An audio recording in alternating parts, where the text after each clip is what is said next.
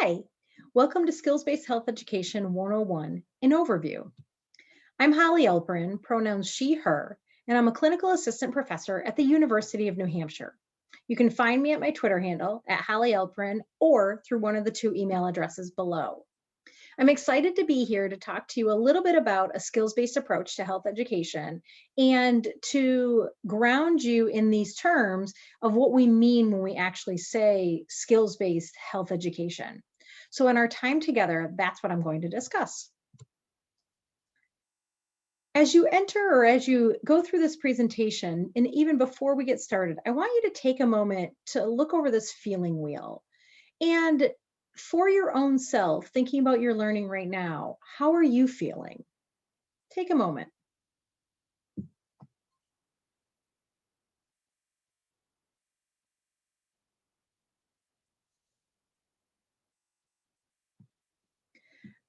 I gave you that time to look at the feelings wheel, both to center yourself and identify where you're at and how you're feeling and the ways in which that might impact your learning right now. And as an opportunity for you to think about this as a tool to use with your students.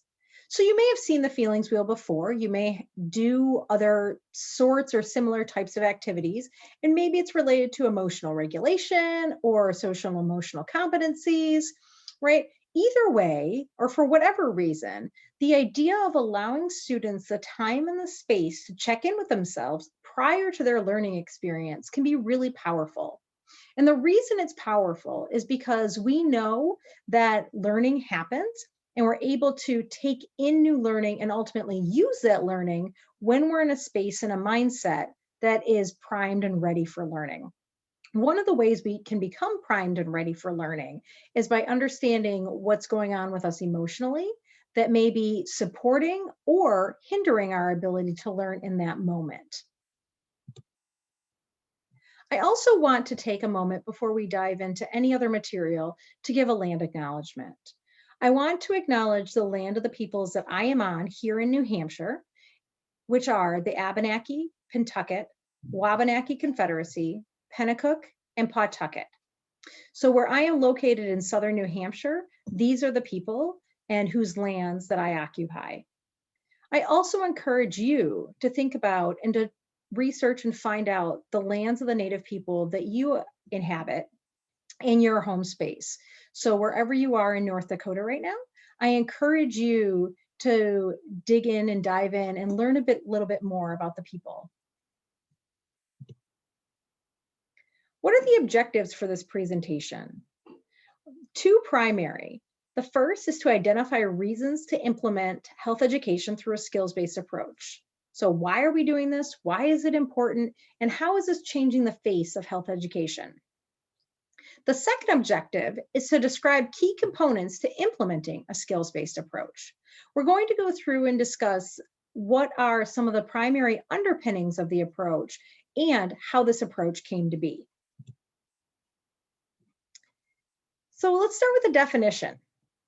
A skills-based approach is planned, sequential, and comprehensive. So, right, this is how we've been doing health education for hopefully forever, that we have a plan for what we want to do. It's organized in a way that is developmentally and age appropriate, that builds upon itself as students go through the grades and ages. It's comprehensive, where it covers a variety of skills and topics that provide a well-rounded experience for our young people. And it's relevant. We're taking into consideration where our students are coming from, what's going on in their lives, and the data that are surrounding the behaviors of young people in our community. We're also looking at this through a socio-ecological and socio-cultural perspectives. So we're thinking about things such as racism, gender, sex, social determinants of health, right? In addition to other things. And this is really important because we're recognizing that health in and of itself is shaped by a whole variety of factors. And that it's not just enough to say, I'm healthy, I'm not healthy, I want to be healthy, I don't want to be healthy. But we need to think about what are the factors that contribute to that overall health and well-being. We're delivering the approach through participatory methods that engage young people in meaningful ways. And the ways that we do this are ultimately intended to support the development of skills, attitudes, and functional knowledge. In our instance, a lot of what we do is based off the skills of the National Health Education Standards. The attitudes, we're not shaping attitudes and beliefs, but we're encouraging and providing space for young people to explore their attitudes and beliefs and why they think and feel the way that they do in regards to their health. And ultimately, we're helping them to build functional knowledge. So we're teaching them information that is taken in, combined with life experiences and other learning that the young person may have had, that forms this basis of functional knowledge. So when we think about all of these pieces together, we do this to help young people, and actually anybody, right? So this approach isn't just for young people, to maintain, enhance, or promote health and well-being of self and others across multiple dimensions of wellness. So again, you're seeing that this approach really focuses on the multiple dimensions of wellness. We focus in on 10 dimensions of wellness that includes a primary 8 dimensions of wellness, and also expands to include sexual health and multicultural health, both of which are key drivers and key components as a part of our overall health and well-being. So you'll see and you'll notice on the bottom that this definition says 2022. It's coming out in the 2nd edition of the Essentials of Teaching Health Education. So it's revised slightly from the original edition that was published in 2016. So nope, that's not a typo in case you were wondering, but it is coming out in that 2nd edition. So that's why the date is a little bit in the future, but we're giving you a sneak peek on it before it actually comes out. So if we think about a skills-based approach encompassing all of these things, right, and all of these aspects, it may shift the way that we've primarily thought about health education, right? So in the past, we may have, and many of us came up through programs that focused it on knowledge acquisition for the purpose of behavior change. But what we now know is that knowledge doesn't change behavior. And because it's so complex, we need to consider all of these other pieces and components. Another key underpinning of a skills-based approach is health literacy. So health literacy is linked to literacy, reading and writing, and it entails knowledge, motivation, and competencies. So what individuals know, what they're motivated to do, and what they're actually able to do. So when we think about knowledge, motivation, and competencies, it brings us back to any new skill or any new thing that we've tried to learn. We needed to know how to do it. We needed to know enough information about why it was important to do. And then we had to be motivated to do it. And motivation can come in all kinds of forms, right? So it can be intrinsic or it could be extrinsic, but either way, there has to be some sort of motivation that's supporting us and helping us along the way. Otherwise, we just likely won't do it. And so this knowledge, motivation, and competencies to access, understand, appraise, and apply health information. So notice that access, understand, appraise, and apply are all actions. So it's not just having the information, but we're doing something with that information. This right here is fundamental and foundational to a skills-based approach, that we're taking this new information and it's the context for what we're doing and how we're working towards health promoting lives. So we do this from a health literacy perspective in order to make judgments and decisions in everyday life around healthcare, disease prevention, health promotion, and maintaining or improving the quality of life during the life course. So again, this isn't unique to young people. We can, though, apply it to young people in our classrooms and in our communities and in the way that we teach health education. So what does the research tell us about a skills-based approach, or why we might want to consider a skills-based approach? The first is that research of effective health ed curricula all note and all have skills in common. The ones that are most likely to lead to behavior change have students doing something and using their learning in a way that's meaningful and is applied to the content or context that that curriculum is built around. The information that's taught in the curriculum is also narrow. The scope of narrowness is actually really, really important. And the main reason that this is important is because we know, again, from health behavior theories, that knowledge alone doesn't change behavior. And because knowledge alone won't change behavior, knowing more doesn't make us more likely to do something that is going to enhance or improve or maintain our health. So when we narrow our focus of information, it actually helps individuals to be able to retain that information and then apply it in a meaningful way. So we're really focusing in on what is it that we most want to do, why do we want to do it, and then how are we going to do it? The research also tells us that addressing multiple risk factors using a skills-based approach is more effective. So what does that mean? Well, what that really means is that, again, if we're focusing on risk factors, addressing risk factors, or even we can also look at the converse about promoting protective factors, that when we focus in on the skills that we want young people to do, it's more likely to have a positive effect on those risk factors. So if we can focus in on decision making and help young people to be able to make effective and health promoting decisions, they're more likely to be able to counteract some of the other risk factors that may be apparent, such as peer pressure. This approach also aligns with characteristics of effective health education curricula from the CDC. So if you look at that document, you will see that skills show up quite a few times there. The idea of functional knowledge and functional information is going to show up there.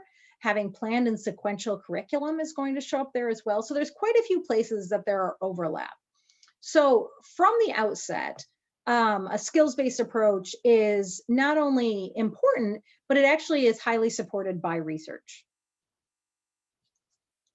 The ultimate goal is to help students increase self-efficacy. That is, their belief in their ability to do something, so that they have agency to support, maintain, or enhance personal and community health and well-being. Notice that we use the word agency here.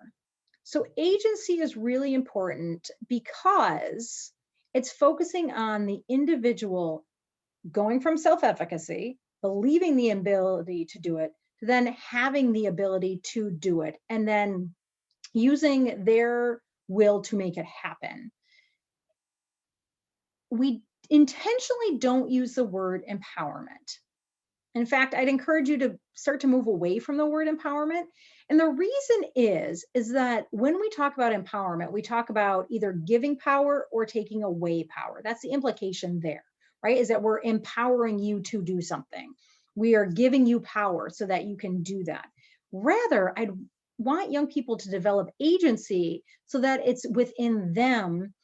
And if they're unable to do it, it's identifying why they are unable to do it. So it's not about power, giving or taking away power, but it's about having the ability to do it. So part of developing agency is also going to be developing the skill set to be able to do whatever it is that we're asking our young people to do in ways that will help to improve and or maintain their health. Now that we've talked about kind of the underpinnings, the definitions, and we've laid the groundwork and the foundation for a skills-based approach, let's take a little bit of time and move into the components of a skills-based approach. The first is skill development. And this is where, right, we're spending the majority of our time in a skills-based approach. The skills we're referring to are the skills of the National Health Education Standards. So in the National Health Education Standards, there are 8 standards. The first being core concepts. This is where all of your information and content lives. The other 7 standards, analyzing influences, accessing valid and reliable information, products and services, interpersonal communication, decision-making, goal setting, self-management, and advocacy, are all skills. You will never see in a skills-based approach a standard 1 unit, because we believe that all content becomes the context for learning. And so with that, we are shifting towards skills becoming our units. Now, it is a fundamental shift of what we're doing and why we're doing it. The emphasis then becomes really ensuring that young people have the ability to understand what the skill is, see the critical elements, see it done effectively, practice it, and then receive feedback so that they're then able to use it and transfer it outside of the learning environment. When we have content-based units, so we have a mental health unit, we're much more emphasized on the content and the information that young people are learning. Well, sometimes you're able to integrate a little bit of skill development in there, typically, and over the course of the work that both Sarah Bennis and I have done, in content-based units, even those who talk about skills, very little skill development is happening. There might be some skill application, but there's not necessarily skill development. That's why it's really important to flip it on its head, where the skill is the unit and the information or the topic becomes the context for teaching that skill. We will then move into thinking about how do we develop those skills, right? So what you have here in front of you is the revised skill development model. This might look a little bit different for those of you who have seen a skills-based approach before. You may have seen they used to be, looks like stairs. We modified it in the second edition, and the reason we did is because we felt that it was really important to kind of chunk out what each aspect of skill development is really doing. So let's dive into it and explore it a little bit further. The first layer is skill instruction. And this is where we're teaching students what the skill is. So in step 1, we're introducing the skill. We're talking about its relevance to them as a young person. And the relevance changes as our young people get older and develop, right? So when we think about accessing valid and reliable information in 2nd or 3rd grade, that might look a little bit different than it does in 6th or 8th grade, or even 9th, 10th, or 12th grade. We're also talking about what the outcomes are for the unit. What are we doing? Why are we doing it? And where are we going? The second piece of skill instruction is presenting the skill cues or critical elements. For those of you who are PE teachers, this is probably something you're really familiar with, right? So in PE, there are skill cues and critical elements to pretty much everything that we teach. We want it to be the same way in health education, that not only here's what we're doing, but here's how you do it. Here's how you break it down. So you're presenting this to students, you're engaging them in this, you're helping them to understand what those critical elements are, what is meant by the terminology, and how you would actually do it, how you would be effective. This then moves us into modeling. Modeling the skill is where we're showing the skill being applied effectively, and we're highlighting the critical elements as we do it. So this is important because we're not only showing young people what it looks like effectively, we're showing them how those critical elements are playing out in that model. We're really making that connection for our young people. Then we move up into the skill practice. So they know what it is, where they're going, why they're doing it, how to do it. They've seen it done. Now we're giving an opportunity to practice. This should be where we're spending the majority of our time in our skill-based units. So we're providing authentic situations and learning experiences for young people to practice and receive feedback. So it's not enough to practice in isolation.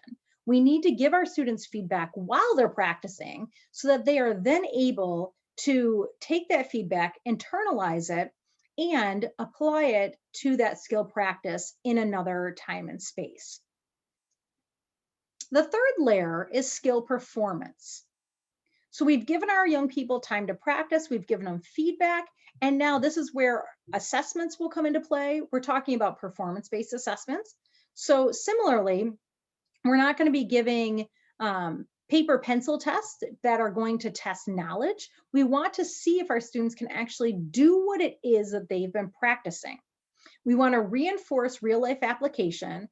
And then what does relevance and transfer outside of the classroom look like? So if we're teaching our young people about decision making, let's walk through an example.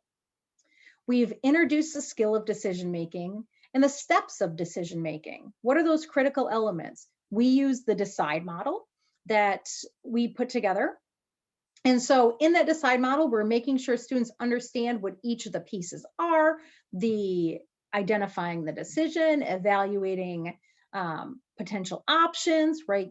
Going for 3 options as opposed to 2, because we don't want to do a right or a wrong. We want to think about what possible options are and expand our young people's thinking. They're looking at the consequences for each of those options, positive and negative. We're then going to integrate and think about our values and our beliefs. We're going to make an informed decision, and then we're going to evaluate on that. And how did it go? Did it work the way we thought it was going to work or not? So all of that is happening in that skill instruction. We may even show some examples then in modeling of a decision-making process. And so we're walking students through that. In skill practice, we're giving students an opportunity to think about decisions in their own life, to work through that model. Perhaps we're giving them other examples where they can then use it and apply it. And then we're giving them a performance-based task or assessment that will have them apply the skill of decision-making. So you may be asking yourself, where does information fit into all of this? Well, information fits in roughly between steps 3 and 4. So once we've laid that foundation and groundwork for the skill, we can then teach some functional information to students that we want them to use when they're practicing and getting feedback. So by the time they get to step 4, they not only have the skill foundation, they also have the information foundation. This may also then be a time that once they've practiced, there might be new or other information introduced that will then help with assessment and transfer to other settings within their life. So how do you determine functional information?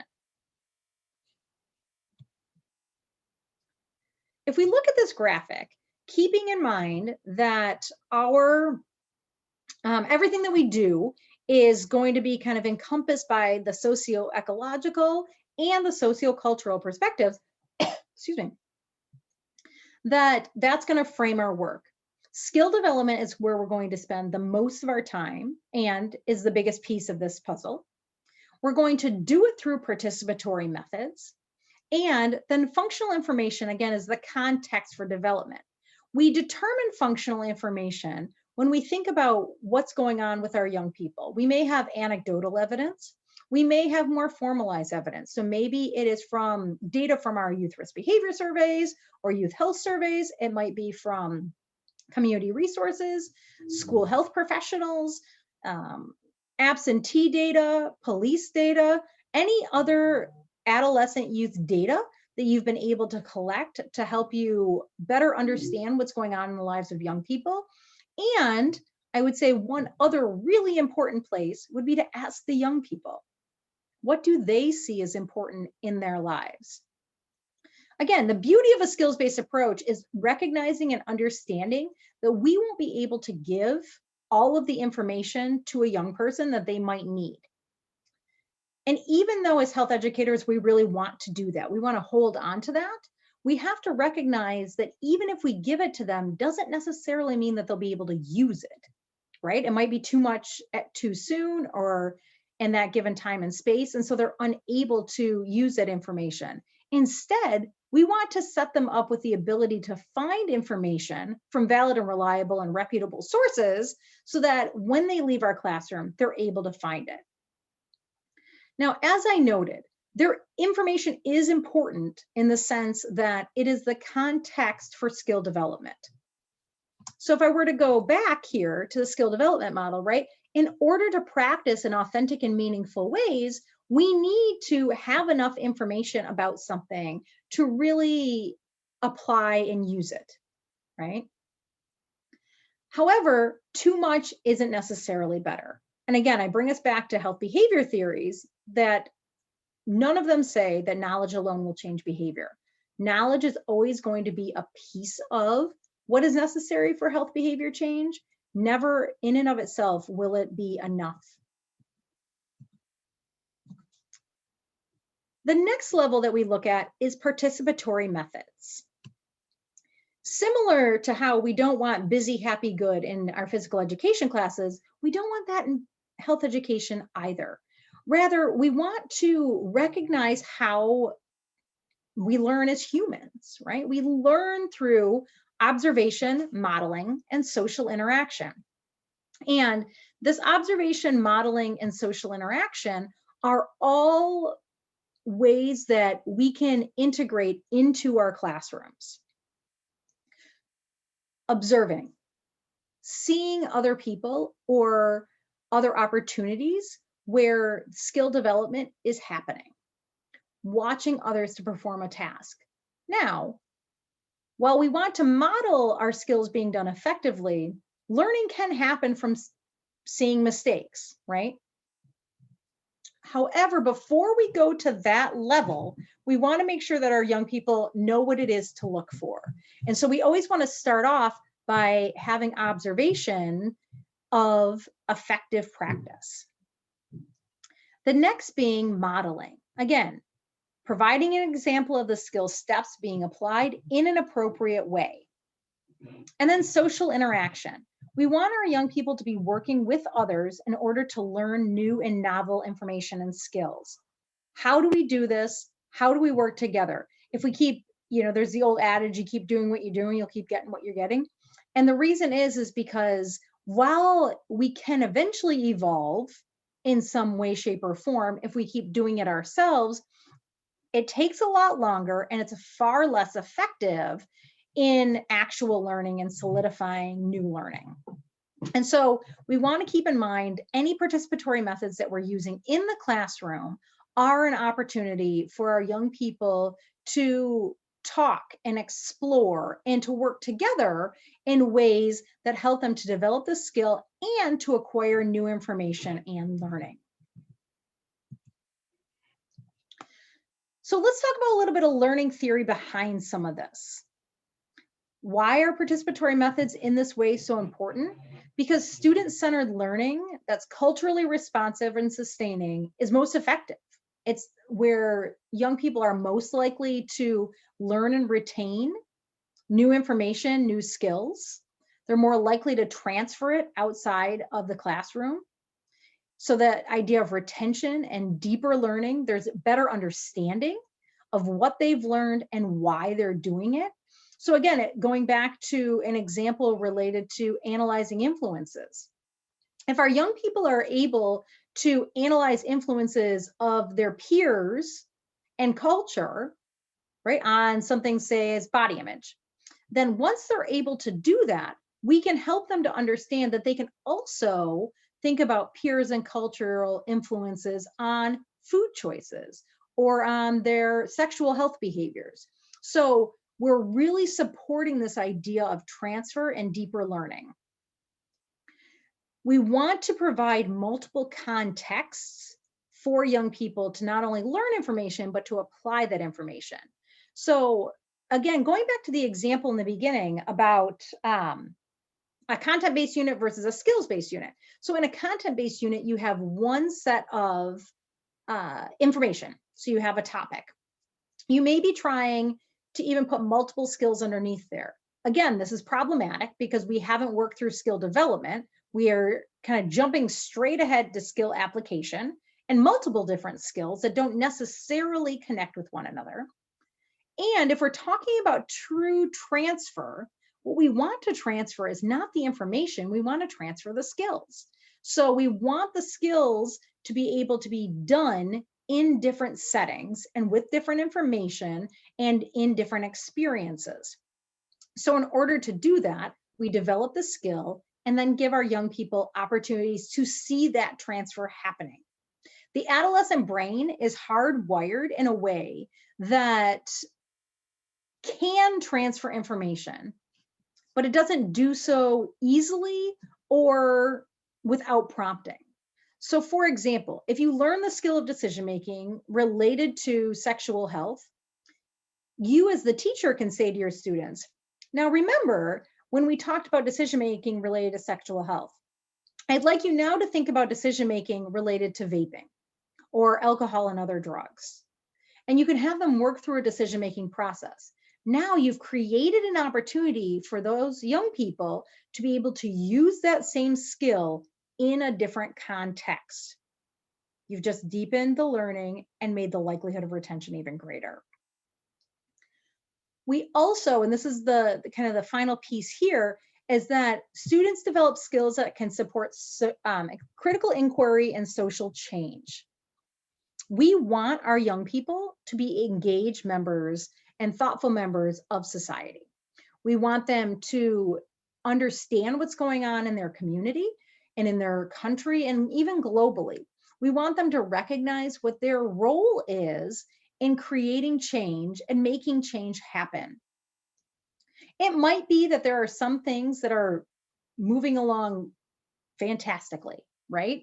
And if that's the case, we want them to stay the same. However, we also recognize that there are lots of things in our world, not just in our country, but in our world, that could use some change, right? Or could use a little bit of more support. And so we want our young people to be able to dig in and to see what their role is in affecting social change for the better and for health outcomes, both of young people and then across the lifespan. Because again, we're building these skills in our young people that then can be carried over outside of the classroom and as they get older. You know, I tell my college students all the time that when I'm teaching them about the skills, and we talk about refusal skills, that we talk about how refusal skills still come in handy even though I am out with my own friends, right? I'm not a young person anymore. I like to think I am, but I'm not, right? And I have to decide, am I going to stay out for the extra hour with everybody, or should I go home? Is there work that I need to do? Or can I have another glass of wine? Or would it be safe to drive if I did? Do I tell my friends that I need to do something else versus going out? So these social skills that we're learning, navigating friendships, right? We talk about this with our young people and the difficulties of navigating friendships. These things don't go away just because we've gotten older. And so again, these are skills that are going to carry through and carry on across the lifespan and across the life course. And we want to provide opportunities for our young people to make those connections along the way. And at the same time, we're making it real and relevant for them now. Because we know that if we don't make it real and relevant now, and we only focus on in the future, it's not going to stick, right? There's no middle schooler on this planet who is worried about the outcomes of smoking when they might be older, right? The only reason that they might be is if they have someone in their immediate sphere of influence who is struggling with lung issues due to smoking, okay? Similarly, when we think about prostate cancer, is it something that we want young people to understand that it's something that can happen? Absolutely. But let's not spend a lot of time there because we know that they're not going to be as engaged in taking up and working through behaviors that may help them to lead healthier lives now that may ultimately impact their health over the long term. And then attitudes and motivations. When we think about attitudes and motivations, to me, the important piece here is recognizing that we all have them, right? We all have beliefs and ideas and feelings and thoughts around health and well-being. And these thoughts and ideas are ingrained in us, both from where we live, where and how we grew up, the people that we surround ourselves with, and what we have access to. So the resources, the materials, the information, all of that plays a role. So here are the 3 key points when thinking about attitudes and motivation in your skills-based classroom. The first, right, is that our young people have them, right? They have attitudes, and It's not our job to tell them that their attitudes and motivations are right or wrong. Instead, we want to help our young people to think critically about what it is that they believe and why. So on that second point of encouraging critical thinking about values surrounding one's own health, what is it that drives us in that direction? What brings us to a point where we believe what we do around health and well-being, or we've come to believe that certain things are possible or are not possible? Is it because of beliefs, or is it because of systemic and systematic factors that we've had to deal with throughout our lives? So you and I may think about the ability to maintain a healthy weight or to receive access to healthcare in different ways. And that may very well be grounded in the access that we've been afforded to different services or to different foods or to different conversations, right? Also, when we're thinking about things such as weapons and gun safety, that might look very different depending on the community you're in, why weapons are being used, right? So if you're using it for hunting and for hunting for food, that's a very different conversation. So again, it's not my place to tell a young person if that's right or it's wrong. Rather, I'm taking into consideration what's going on in that young person's lives, the behaviors that they're engaging in, and having them think critically about them. Because when we do this, and this leads to this third point here, we allow students to develop their own health promoting priorities and attitudes. This is where that agency comes in.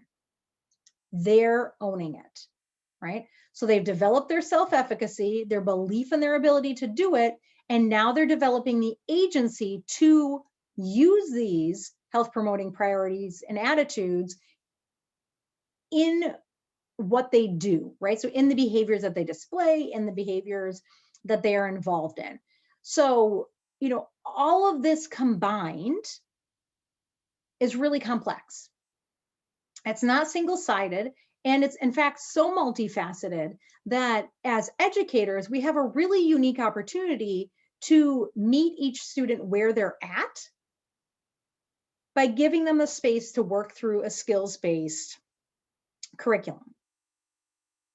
Unlike content-based curriculum that are so focused on right, wrong, do this, don't do that, a skills-based curriculum actually lends itself to students exploring and students navigating. You may be providing foundational information and resources that start them down the path, but where each student lands might be slightly different. And at the end of the day, that's great, right? Because what I really want from my young people is that I want them to be able to think critically about this. I want them to say, in my home life, this is possible or this isn't possible. And here's why. And if it's not possible, what are the things that I can do to help mitigate that? Are there resources or supports that I can reach out to help mitigate that? Or is there another way to address this issue, right? So it could look really different, and we're really providing that opportunity for our young people to dig into that. That requires time. And it also is going to require organization on the part of the curriculum to give that time and that space. And so again, thinking back to that skill practice, giving our students, young people, the feedback that they need to see where they're progressing around that skill and with that content. And then ultimately the assessment piece of it, which is really talking about measuring performance and the ability to transfer. So let's recap. Skill development supports positive health outcomes. It's been documented that skill development and doing something, right, is where behavior change happens. That it's knowledge alone will never change behavior, and that we have to develop the competencies along with the attitudes and motivation and have enough of the knowledge to be able to do something. That practice is critical in skill development.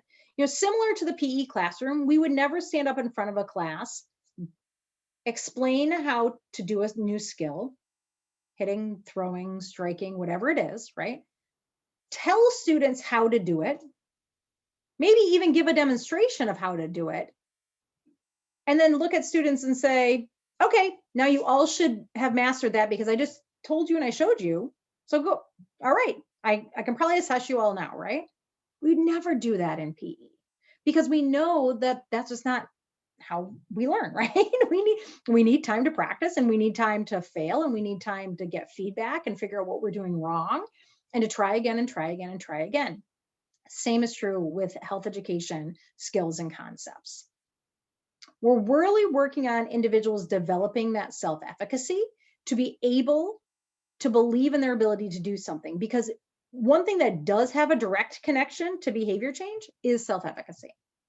If an individual does not have a belief in their ability to achieve a health outcome, then from ground zero, they're not going to move forward any. They need to develop that belief. But sometimes developing that self-efficacy can be really hard because of structural or systemic or systematic barriers that have put into place in front of us. So we need to work through some of those, and health class is a perfect place to do that. We recognize that meaningful and purposeful engagement is critical, that, Maslow before Bloom's. We need to cultivate and create those relationships. I encourage you to create spaces that students feel safe enough to be brave. When we do that, they're more likely to dig in and tackle some of those difficult health-related topics, concepts, and issues that they're ultimately going to deal with and struggle with in their life. When we use culturally responsive and sustaining teaching strategies, we recognize that learning is more likely to happen. Again, this is another, nod to what we had just talked about with meaningful and purposeful engagement, in that we're recognizing that each of our students is coming into our classroom having a life outside of our classroom. And it might look very different, it might look similar to ours. It's their lived experience. And so even if they've had similar lived experiences, the way that those lived experiences are internalized could look different, and likely does look different for each young person in our classroom. So we want to recognize that. We want to be trauma informed and use trauma sensitive approaches. And ultimately, this then helps us to personalize the learning experience. So it's not that every student is doing something different.